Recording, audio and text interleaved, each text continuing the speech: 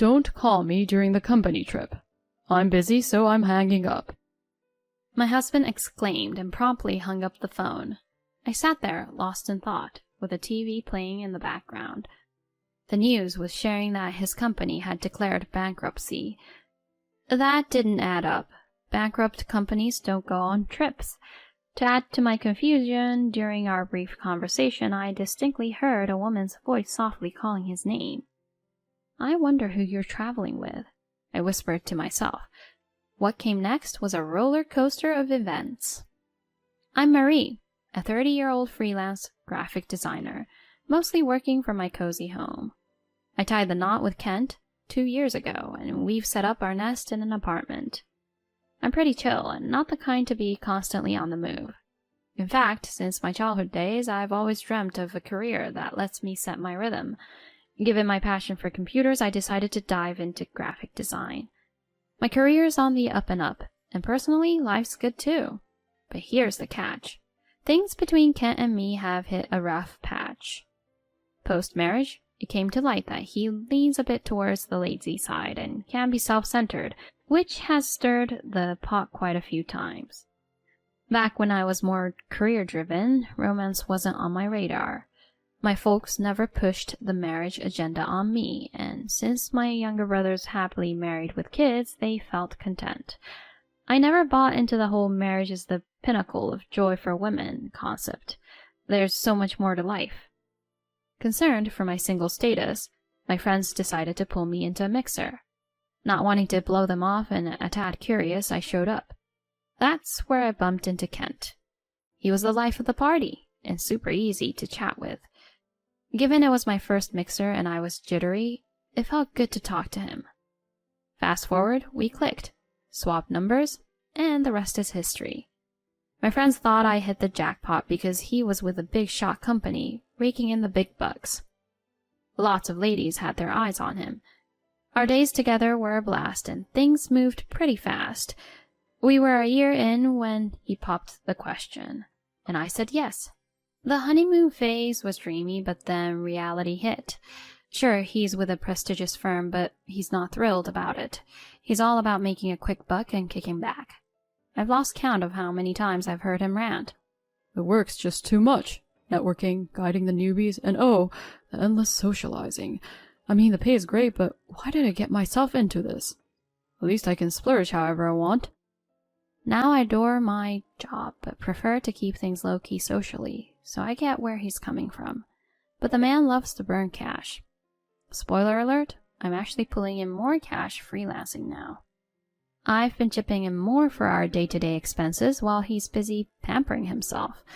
I've tried getting him on board with saving, especially with the economy going downhill, but he's like a broken record.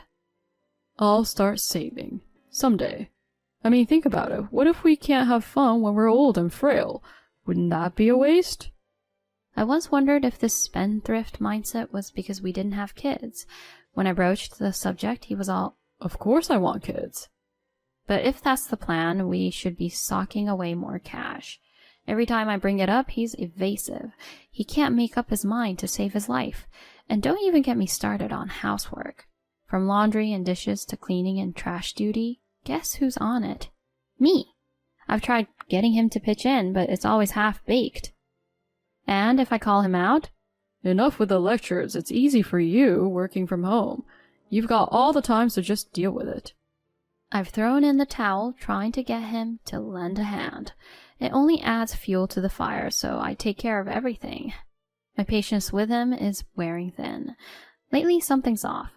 For a guy who's not that into his job, he's been clocking in a ton of OT and even working weekends. He'd occasionally drop a text saying he's bunking at the office and to skip dinner for him. I've tried getting a heads up, but he's always non-committal. Hey, if you're going to be at work late, give me a heads up. It's frustrating finding out after I've cooked dinner. Feels like I'm just wasting food. He shot back with some hand waving. "I get it, my bad. But the company's been on a roll lately, and I keep getting tasks thrown at me out of nowhere. Turning them down doesn't look great to the boss. Just hang in there with me, alright?" The company's doing better? Funny, I haven't noticed an uptick in your overtime. or weekend pay. Not everything shows up right away. You'll see the perks down the road. Trust me, with the way our company's going, bonuses are bound to get bigger. His explanation sounded somewhat plausible, but there was something off in his eyes. A quick online search of his company didn't turn up any news about a financial boost. There's something else going on with him. He typically steers clear of company parties and trips, saying he's not into the whole social scene. On the rare occasions he'd go, he'd come back in a foul mood, but recently he's been hitting up more of these events. When I asked him about the change of heart, he just said he started to enjoy them. I'd be cool with him going out more if it weren't for the sly smile he's been sporting at these events. And get this, he's suddenly into dressing sharp. It used to be he'd wear anything as long as it was comfy. Now he's all about the pricey threads, saying it's not professional to dress all casual. Since when? Also, every time his phone rings lately, he makes a beeline for his room or the bathroom. If I mention he could just answer it there, he brushes it off, saying it's a big work call. How many big work calls can one guy have? I'm starting to think he's keeping something from me, and my suspicions would soon be confirmed in the worst way possible. One day, Kent was all jazzed up, talking about his week-long company trip. I found his excitement a bit odd, especially when I found out the trip was far enough to need a plane ride. A whole week? That's quite the getaway.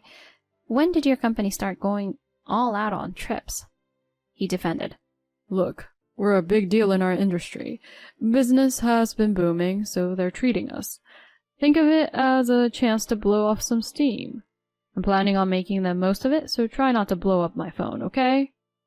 His voice kind of ticked me off, like he was warning me to back off. It's not like I've ever given him a hard time about going away. Things used to be great between us, but lately he's been getting on my last nerve. As he got more and more excited about this trip, I felt more and more down. The day after he took off, I was just chilling with my morning coffee and the news when the anchor dropped a bombshell. Up next, major company XX just filed for bankruptcy. No way. This can't be happening. I had good reason to freak. The company going under was where Kent worked. The report went on about how they'd been in hot water financially for a bit, and one bad project sent them over the edge. I was floored. If that's true, then what's this whole trip Kent's on about? I tried to ring him, but no dice. A few hours later, one of his buddies from work stopped by. I knew the guy. He'd dropped Kent off a few times when he'd had one too many at those company parties. He looked pretty rattled when he asked. Is Kent there? We have an emergency meeting about the company going under, and I can't get a hold of Kent. He's got to be home, right? Startled, I replied. Hold on. What do you mean he's home? He told me he's on a company trip. Company trip? There's no way we're affording that right now. Kent said he was taking time off because you weren't feeling well. It hit me that something was up, so I quickly turned on my phone's speaker and hit record. After a bunch of tries, I finally got my husband on the line. He snapped. Why are you blowing up my phone? Can't you take a hint after one missed call? Just listen, we need to talk. Seriously, where are you? What? I told you I'm on the company trip. I'm having a blast, so don't kill my vibe. Hold on, I'm busy, so I gotta go. We'll chat when I'm back. Before he hung up, though, I heard a woman's voice in the background calling his name. Not exactly the sound of a company trip. His buddy next to me looked as shell-shocked as I felt. He told me the only folks they couldn't get in touch with were Kent and one of the office admins. Turns out she took time off the same days as Kent, saying it was for personal stuff. Everything clicked. Holding my phone so tight, I thought it might crack. I couldn't even muster a reply to his concerned, "You good?" All I was thinking was how I'd make him regret this. A few days later, Kent rang me up, sounding pretty freaked out. Why's the place empty? Like, where's the fridge, the furniture, even the microwave? Where the heck are you? That's all my stuff. Most of the stuff in our place was stuff I bought. He has some stuff from back in his bachelor days, but it was old and always breaking down. Every time I said we should get new stuff, he'd be all, "It still works, no need to spend more." Eventually, I got tired of the junk and just bought new stuff myself. To his freak out, I shot back. Took you long enough to notice. Whatever I do with my stuff is up to me. By the way, hope you had a fun trip. Don't sweat getting me anything. Forget the trip. And it's not just your stuff. What's with the divorce papers on the table? What's going on? Isn't it obvious? Or are you that dense? I mean, you've always kind of been. Lying about a company trip to cheat? Really? He was caught off guard, then stammered out. What? How? I filled him in the whole company going broke and what his coworker told me. I also let him know his coworker heard our conversation on speaker. He still tried to dodge the affair, saying there was no proof. I couldn't believe he was still trying to play dumb. I set him straight. Rita, is that the woman you cheated with? Someone 4 years younger? And she works at your office, right? Whoa, hold up. How do you know about Rita? One of our coworkers spilled the beans. Plus, you guys aren't exactly low-key on social media. Luckily, finding proof of the affair was a breeze. I knew about his online profiles, but kept my distance out of respect. But this? Game changer. I didn't owe him any courtesies anymore. Sure enough, scrolling through his posts, there were a bunch of cozy pics with a woman. He called her his wife in the captions, but that definitely wasn't me. Digging a bit, I found what seemed to be Rita's profile. Yep, there he was in her posts too. It wasn't hard to spot him, thanks to a distinct mole and that custom watch he always wears. Funny enough, while he was playing house with her online, she labeled him as just another fling. And from the looks of it, she had a few guys on the side. He was just another notch on her belt. I told him we'd hash out the divorce details through lawyers. That's when it really hit him. Wait, I don't want a divorce, he blurted. I promise I won't do it again. You mean everything to me.